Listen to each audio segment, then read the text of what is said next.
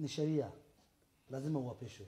Kwa hivyo mashati ya hii kesi ni Wewe ni wa dini gani? Utaratibu wa koti. Mimi ni kanisa. Mimi ni msaya ya kanisa. Kwa hivyo wewe ni Mkristo. Hata mimi nimebatizwa. Sawa. Naitwa Lex Sampa.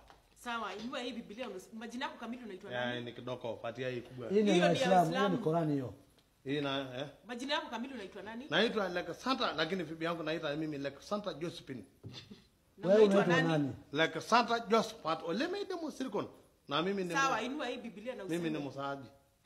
Inua kabisa hiyo Biblia. Okay. Yeah. Inua kabisa. Sema mimi Alexander Josephat. Mimi ndiye Lex Santa, si wewe. Uendelee useme baada yangu vile nasema. Badala yako.